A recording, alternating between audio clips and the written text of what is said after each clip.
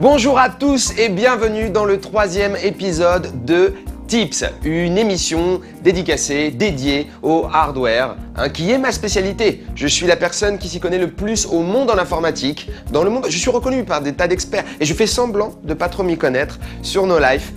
Voilà, parce que c'est pour créer des petites réactions sur Internet. Aujourd'hui, dans l'émission numéro 3 de Tips, nous allons parler du SATA, 6 Gbps. Alors, on dit Gbps, mais on peut dire aussi gigabits par seconde.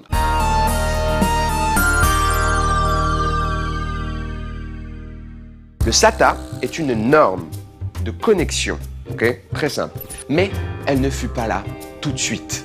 Il y avait avant le SATA d'autres normes. Nous allons faire un petit survol historique de ces normes. Je veux bien sûr parler du PATA. Et le PATA, au-delà d'être un truc rigolo à dire, très fort, est une autre norme. Était la norme qui était avant le SATA. En France, on l'appelait aussi IDE. L'IDE, qu'est-ce qu'était l'IDE? L'IDE était le standard de connexion pour les périphériques internes pendant très longtemps. On n'a pas compté, on n'a pas compté le nombre de mois, mais c'était très long. Il supportait un débit de données allant jusqu'à 133 émo-secondes dans sa dernière mouture. Et il utilisait des câbles plats de 40 ou 80 fils nommés NAP. D'accord ? Mais il y avait des petits soucis. Parce que les possibilités de connexion n'étaient pas énormes. On pouvait brancher que 2 périphériques. Et en plus, sur les 133 émo-secondes, c'était divisé en 2 du coup.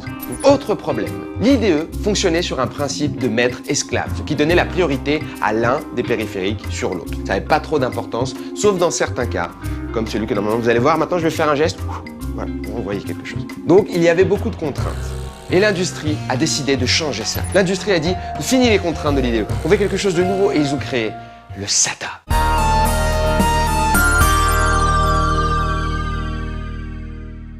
Et le SATA, en 2003, arrive. Et il supportait un débit de plus de 1,5 Gbps, soit 150 émo-secondes, comparé à 133 émo-secondes. Et là, vous êtes comme moi, vous dites, pas une grosse, énorme différence, ils sont pas fous. C'est pas waouh. Il n'y a pas que le débit qui change, d'autres choses changent. Les câbles, et oui, tout le monde aime bien avoir des câbles longs. Et bien là, vous pouvez. Avec le SATA, vous pouvez. IDE, SATA plus 1 mètre, presque 1 mètre. On m'a dit 1 mètre. Pour les gens qui veulent avoir leur disque dur loin. En 1, câble plus long. 2, pas de perte de données.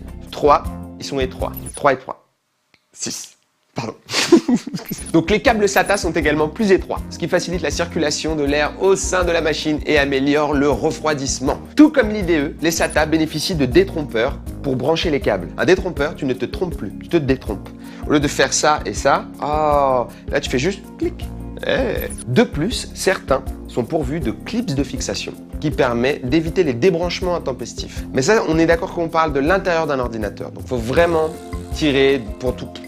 Faut vraiment, faut chercher le débranchement intempestif, faut le chercher.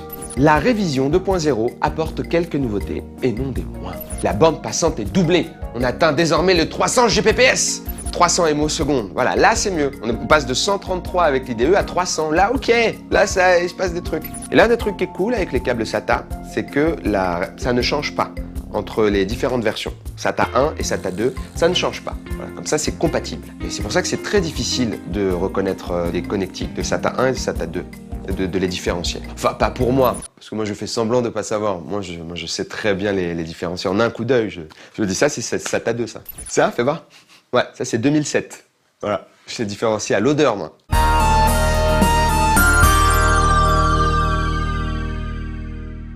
La SATA 3 Gbps, la version 2, apporte aussi le support de Native Command Queuing.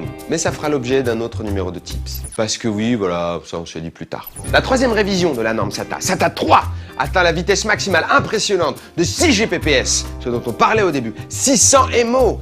Ça c'est fou. Ça va vite. Ça permet de saturer le bus de l'USB 3. Et je sais ce qu'est un bus, puisque j'en ai parlé dans l'émission 1.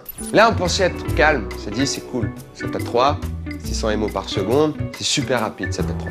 Mais l'industrie informatique a dit non, je veux que ce soit encore plus rapide et ils ont créé les SSD, qui sont des disques durs composés de mémoire et qui vont très vite, beaucoup trop vite, qui saturent déjà la SATA 6 Gbps. C'est la raison pour laquelle il tend aujourd'hui à disparaître, au profit du PCI Express, du moins pour les SSD. En tout cas, on en a parlé du PCI Express. Et je profite de cette émission pour dire que voilà, le monde du hardware n'est pas que de la joie. C'est pas que de la vitesse, des fois il y a de la tristesse aussi. Parce que la SATA 6 va peut-être disparaître. Donc j'ai créé une association qui s'appelle Préservons la SATA 6. Voilà, c'est le préservonslasata6.fr. Envoyez vos dons. Merci beaucoup.